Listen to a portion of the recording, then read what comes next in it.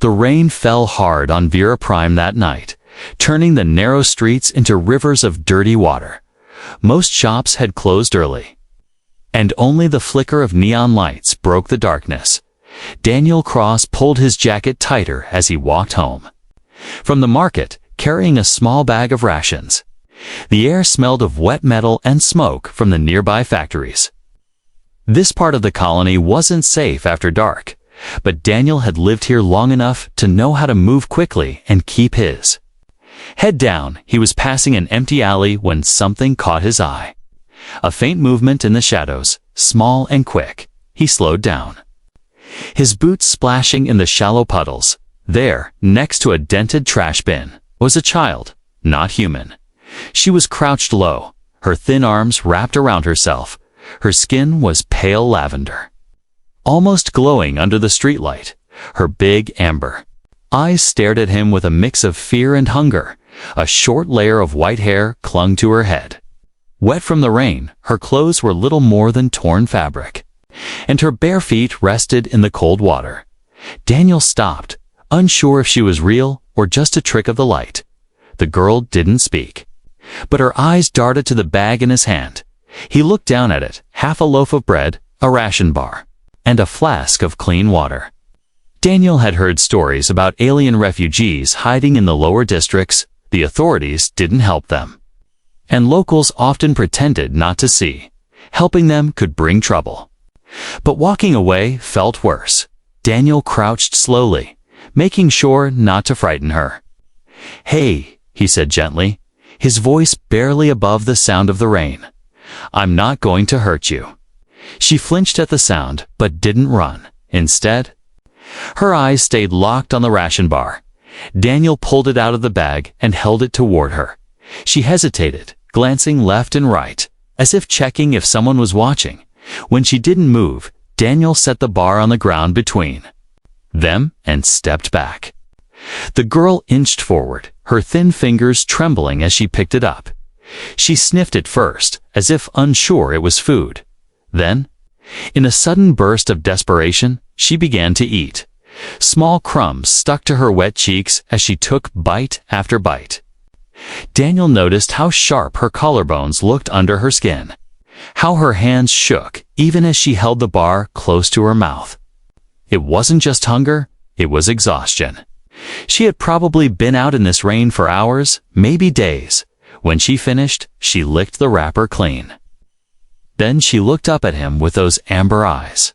"Thank you," she whispered, her voice barely audible. It was the first time she had spoken. Daniel gave her the flask of water, and she drank greedily.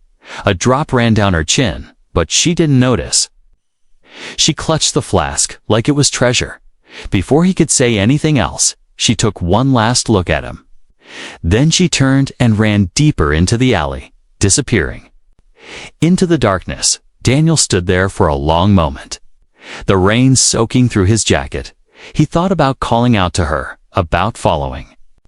But the streets here twisted into a maze. If she didn't want to be found, he wouldn't find her. On his way home, he couldn't shake the image of her face.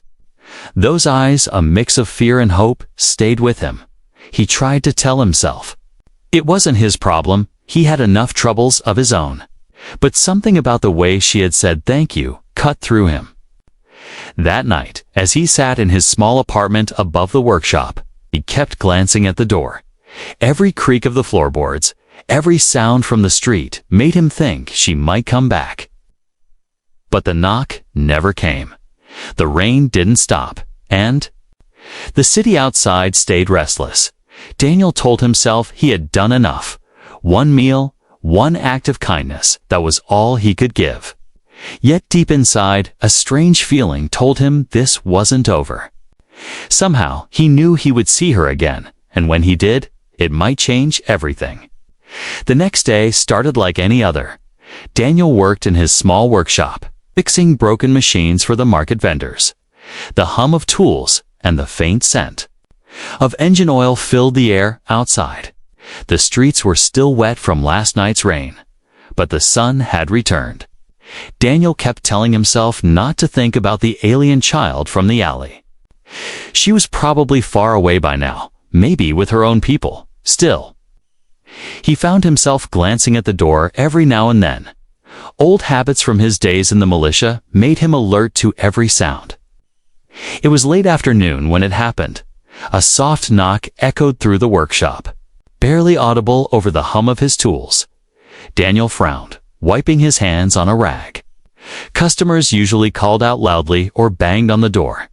This knock was timid, almost afraid. He stepped to the entrance and pulled the door open, and froze, standing.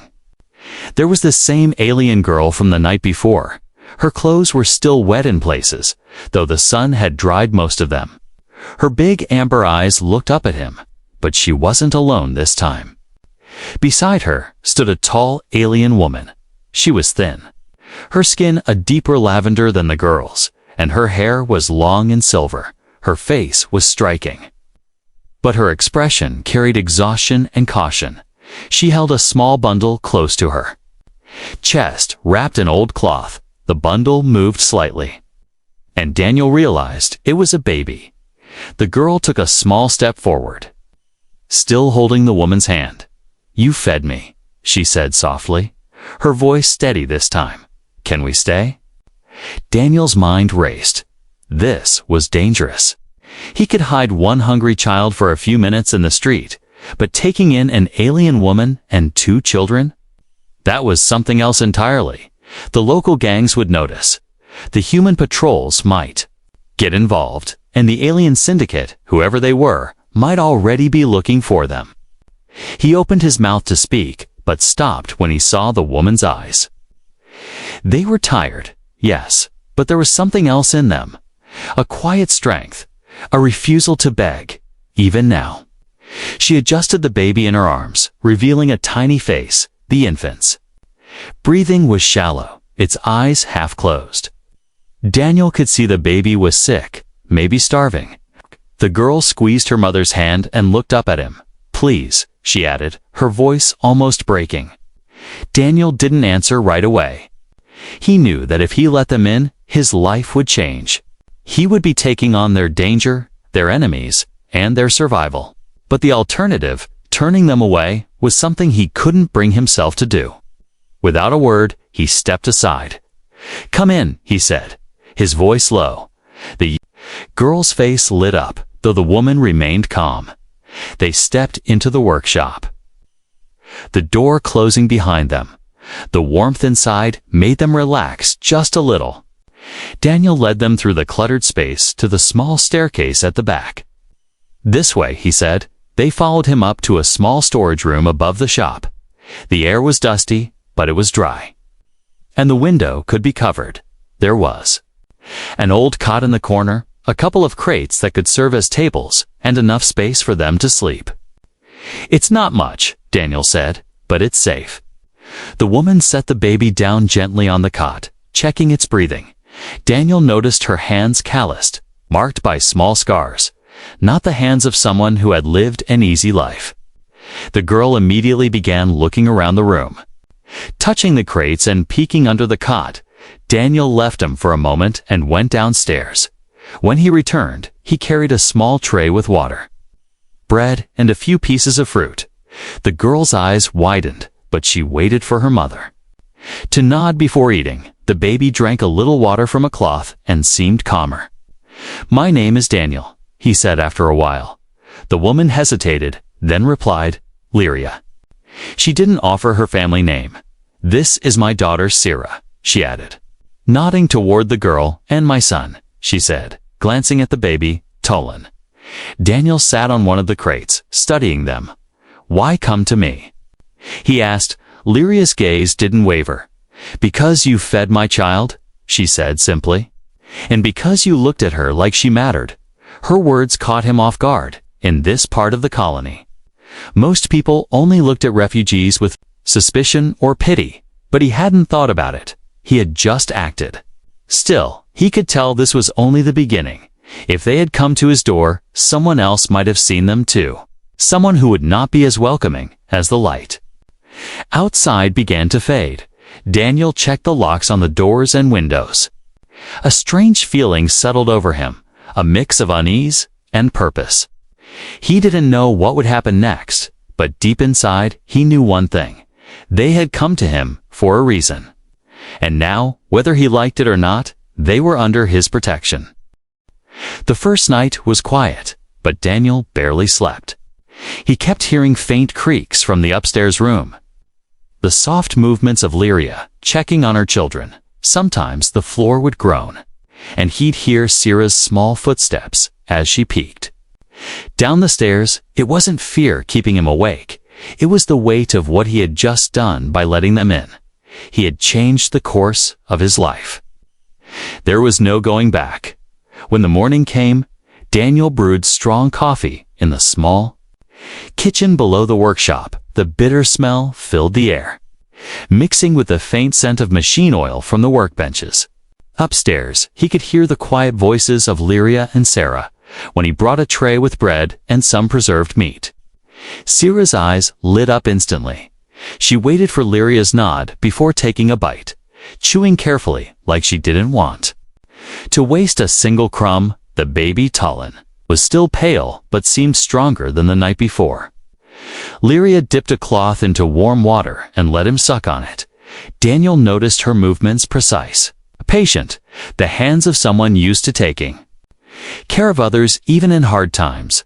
After breakfast, Syrah followed Daniel downstairs. She didn't say much, just watched as he repaired a broken water filter for a vendor.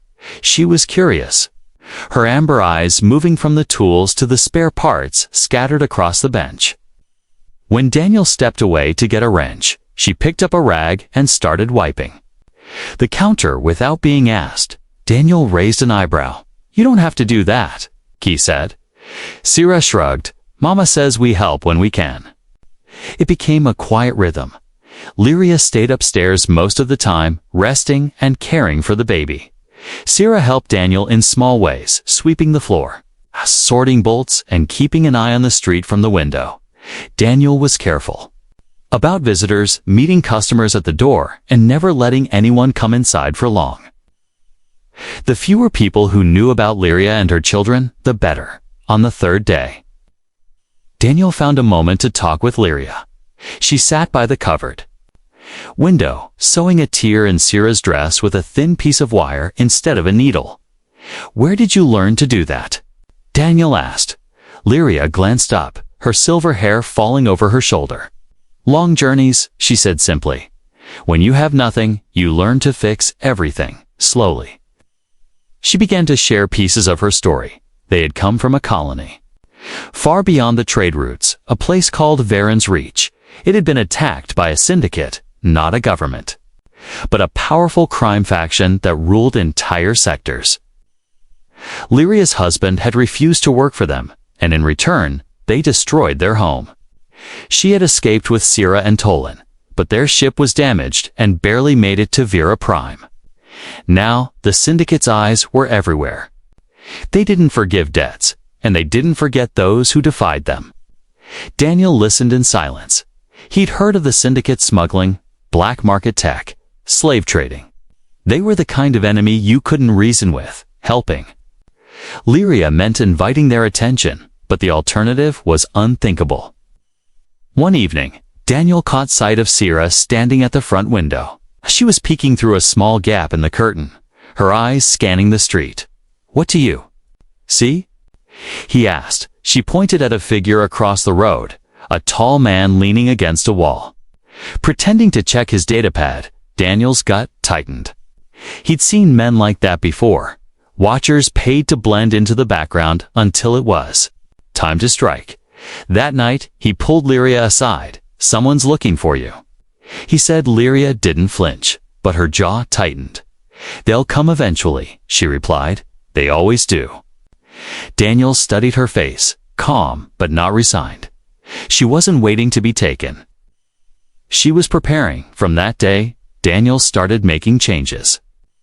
He shifted the shelves in the workshop to create a hidden space behind them. He reinforced the upstairs door with a steel bar. He began storing extra food, water, and fuel cells. Syrah noticed and helped without complaint, her small hands surprisingly quick and precise. The more time Daniel spent with them, the more they stopped feeling like strangers. He found himself smiling when Sira laughed. He caught himself talking to Tolan, even though the baby couldn't answer. Lyria began to soften as well. Sometimes asking about Daniel's past, he told her bits and pieces his time in the militia. His decision to leave and live quietly, she listened without judgment. And sometimes there was a faint smile in her eyes. But under all of it, there was a tension neither of them could ignore. The syndicate wouldn't give up. The man across the street might just be the beginning. Daniel knew they were living on borrowed time, and when that time ran out, he would have to decide just how far he was willing to go to protect them. The days passed slowly, but the tension only grew. Daniel noticed the watcher across the street more often now.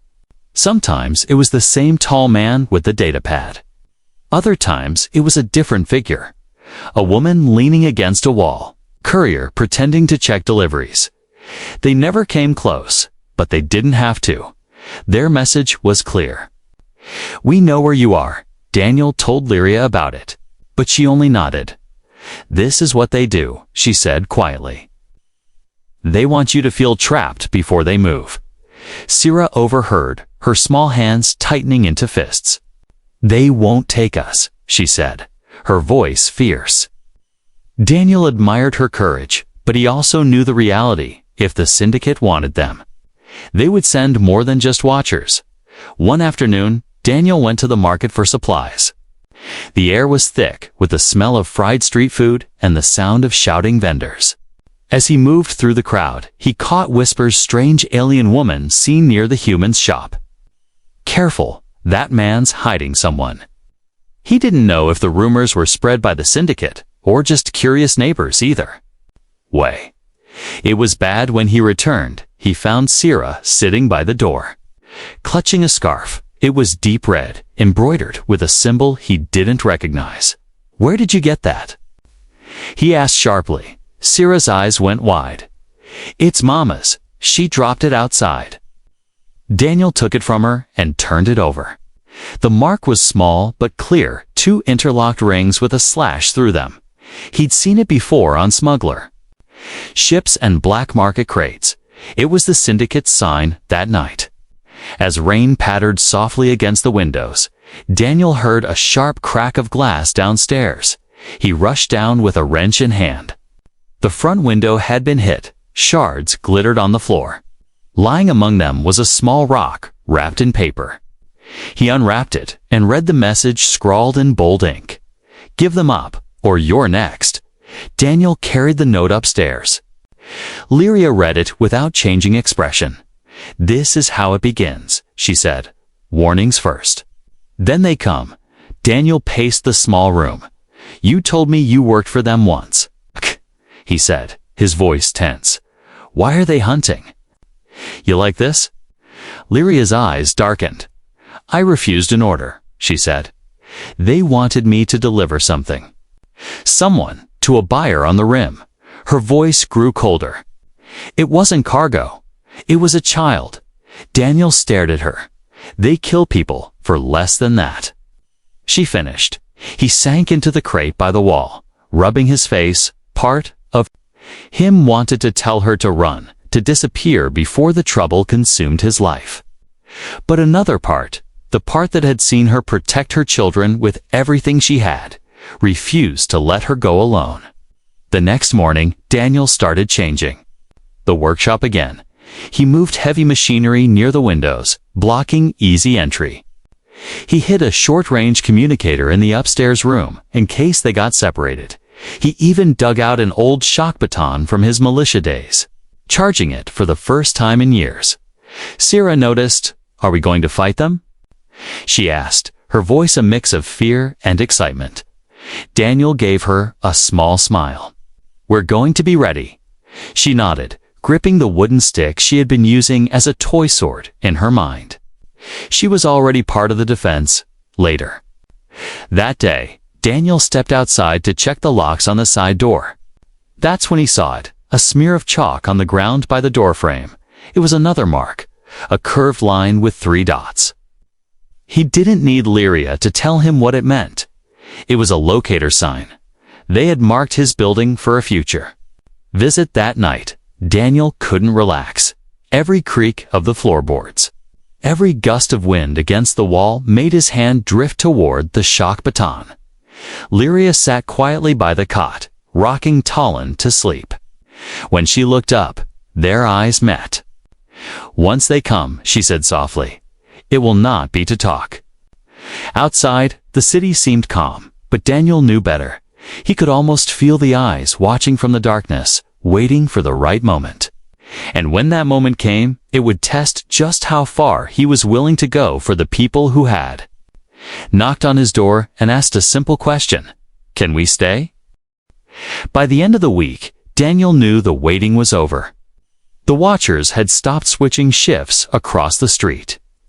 Now the same 2 men stood there every day, never hiding their faces. It wasn't intimidation anymore. It was preparation. They were studying the building, the doors, the windows, and the people going in and out. Daniel had seen this before during his militia years. It was the calm before the hit. He woke early, moving quietly so he wouldn't disturb Sira or Tolan. Lyria was already awake. Sitting by the small table with a piece of dismantled tech in her hands, she looked up, her silver hair catching the dim morning light. "They'll come soon," she said, not as a guess, but as a fact. Daniel nodded. "Then we need to make sure we're ready." They worked through the day without pause. Daniel shifted shelves to block the front door from the inside. He set up a tripwire in the back corridor, not enough to harm, but enough to slow anyone down. Lyria rewired an old heating coil to act as a crude shock trap by the side entrance. She moved with precision, her hands steady, even as Sira handed her tools.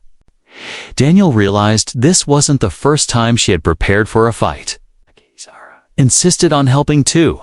She carried crates, gathered batteries, and even set up a small signal mirror in the upstairs window to flash light toward Daniel if she saw trouble coming from the street. When evening came, the air felt heavy. The streets outside had grown quieter than usual. Daniel kept the lights low, working by the faint glow of a lantern. Every sound outside made his muscles tense. Then, close to midnight, it happened. A sharp scrape came from the alley beside the workshop. Daniel moved to the window and saw shadows. Slipping toward the side door, he gripped the shock baton and glanced at Lyria. She didn't speak, but her eyes told him she was ready.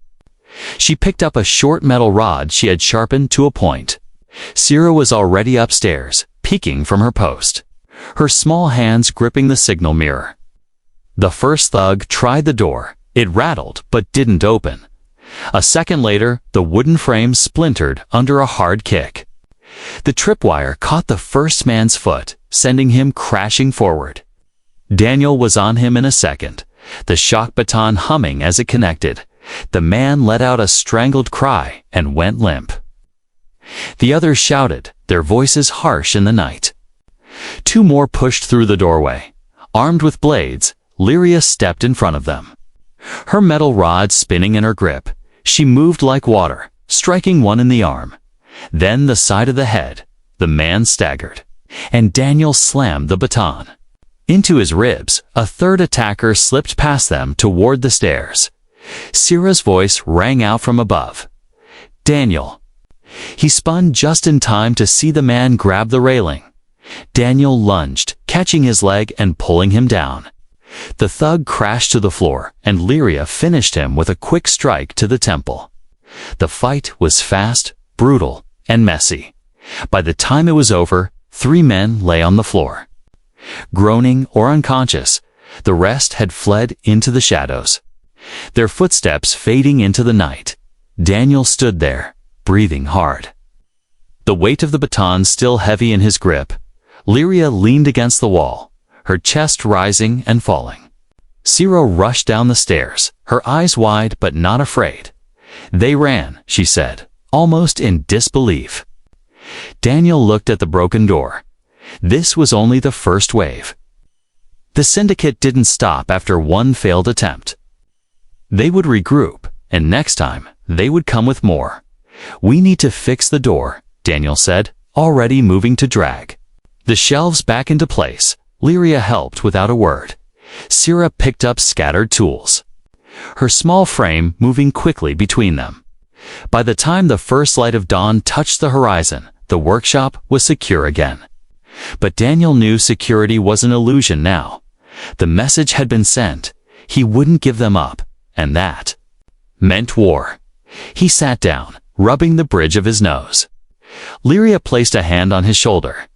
"You didn't have to do this for us," she said softly. Daniel looked at her, his voice firm. "Yes, I did." Outside, the street was calm again. The watchers were gone, replaced by an eerie emptiness. Daniel didn't know when the next attack would come, but he knew one thing for certain. When it did, he wouldn't be facing it alone. The morning after the attack felt wrong. The air outside was too still, the street too quiet. Even the usual noise from the market seemed muted. Daniel knew it wasn't over. It was only the pause before something bigger. The syndicate wouldn't be humiliated by a failed raid. They would return, and they would come harder. Lyria felt it too. She stood by the covered window, her eyes scanning the rooftops across the street. "They'll come before nightfall," she said, her voice calm but certain. Daniel didn't doubt her. He'd fought enough battles to recognize the signs the predators had pulled back, but only to strike in force. They spent the day reinforcing everything again.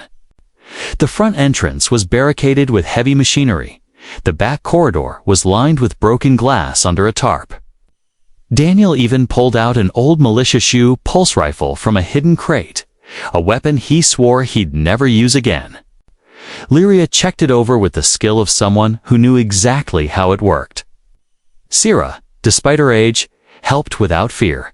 She kept running between the rooms, making sure the baby was safe and the supplies were within reach by mid-afternoon.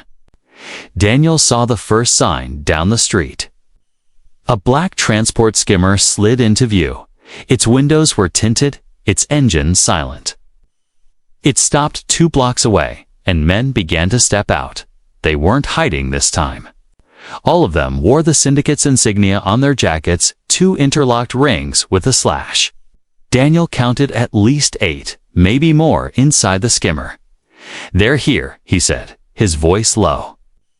Lyria picked up the metal rod she had sharpened and glanced toward the stairs. "Sira, upstairs now," she ordered. The girl obeyed, though her eyes lingered on Daniel. "Be careful," she whispered before running up.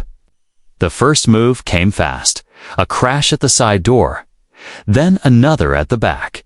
They were trying to force both entrances at once. Daniel moved to the back, his pulse rifle ready. The door burst inward, and 2 men stepped through. The rifle's stun rounds hit them in quick succession, dropping them where they stood from the front. He heard the metallic clang of Lyria's rod striking something hard. Followed by a grunt of pain, Daniel spun toward the side corridor just as another man charged in. This one carried a short blade, his face twisted in a snarl. Daniel sidestepped and slammed the rifle stock into the man's jaw, sending him to the ground, but there was no time to breathe. From above, Sira's voice rang out, "More in the alley?" Daniel dashed to the front window and saw them, 4 more thugs moving in formation. One carried a small device that glowed faint red. Explosives, Daniel realized instantly. "Lyria," he called, "they're trying to blow the wall." Without hesitation, Lyria leapt through the half-broken doorway, moving like a shadow. She tackled the man with the device. Twisting his arm until it snapped, the device clattered to the ground, and she kicked it away. The others lunged at her, but Daniel fired a warning shot that made them scatter. The fight spilled into the street. Neighbors peered from behind shutters, whispers spreading fast. Daniel and Lyria fought side by side, covering each other's blind spots. Every time a thug tried to rush, they met a counterattack, but more kept coming from the skimmer. Two larger men stepped out, heavily armed enforcers with body armor. Daniel knew they were the real threat. One raised a plasma carbine, firing toward the shop's doorway. The shot scorched the wall inches from where Sierra had been moments earlier. Daniel ducked, returning fire with precise bursts. Lyria engaged the second enforcer directly. Her movements fast and fluid. She avoided his heavy strikes, darting in to land quick blows, but the man's armor absorbed most of it. Daniel switched to armor-piercing rounds, something he'd hoped never to use in the colony. Too sharp. Shots dropped the first enforcer. The second turned just in time to see Lyria's metal rod smash into his helmet. Sending him sprawling, silence fell over the street. The remaining thugs hesitated. Looking at their fallen comrades, one shouted something in a language Daniel didn't know. And they began to retreat. Within moments, the skimmer lifted off. Disappearing into the upper lanes of the city, Daniel lowered his rifle slowly, breathing heavy. Lyria wiped blood from her cheek, not hers, and looked toward the upstairs window. Sierra was there, holding Tolan close, her eyes wide. "They're gone," Daniel called up. But even as he said it, he knew it wasn't over. The syndicate had been beaten twice now. That meant they wouldn't just send more men next time. They'd send someone worse, someone who wouldn't stop until the job was done. Daniel met Lyria's gaze. Neither of them spoke, but the meaning was clear. The fight for this small family's safety was only just beginning. The street was quiet again, but Daniel knew the silence was only temporary. The air still smelled faintly of burned metal from the plasma shots. Shards of broken armor and scorch marks lined the front of the workshop. He stood in the doorway, rifle in hand, scanning the shadows. No movement, no voices, nothing but the low hum of the city. It almost felt unreal. Like the fight had been a dream. Inside, Lyria was tending to Sierra and Tolan. The baby was safe, sleeping in the cot with a soft blanket pulled to his chin. Sierra sat beside her mother. Holding a cloth against a bruise on her arm, Daniel stepped in, setting the rifle down on the workbench. "We need to talk," he said quietly. Lyria looked up, her silver hair falling over one shoulder. "You think they'll come back?" she said, not as a question, but as a statement. Daniel nodded. "They've lost twice. They won't let that stand." Sierra's small voice broke the moment. "Then we have to be ready again."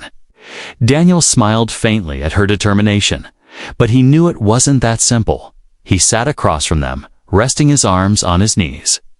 "I have a friend outside the colony," he began. "Someone who owes me a favor." Lyria's eyes narrowed slightly. "A way out." Daniel nodded again. "There's a transport that leaves in 3 days. It can take you to the outer sectors, somewhere the syndicate's reach is weaker." The room was silent for a long moment. Sierra looked from Daniel to Lyria, her brow furrowed. "I don't want to go without you," she whispered. Daniel opened his mouth, then closed it. He hadn't thought that far ahead, hadn't wanted to. Lyria's gaze was steady. "And if we leave, what happens to you?" Daniel shrugged. "I've lived here long enough to know how to disappear." But the truth was, the thought of them leaving left a hollow ache in his chest. They had only been with him for days, yet the workshop already felt different, warmer, alive in a way it hadn't been in years. That night, Daniel stayed awake, sitting by the front window. He watched the street until the lights of the market flickered out. The rain began again, soft at first, then harder. Somewhere in the middle of the storm, he heard soft footsteps behind him. It was Sierra, wrapped in a blanket, her amber eyes glowing faintly in the dim light. She climbed onto the chair beside him, without asking, "Are you scared?" she asked, her voice barely above the rain. Daniel thought about lying, but instead, he said, a little. Sierra nodded like she understood. "Mama says being scared means you care about something." Her words hit deeper than she could know. Daniel reached out and gently tucked the blanket around her shoulders. "Your mama's right," he said.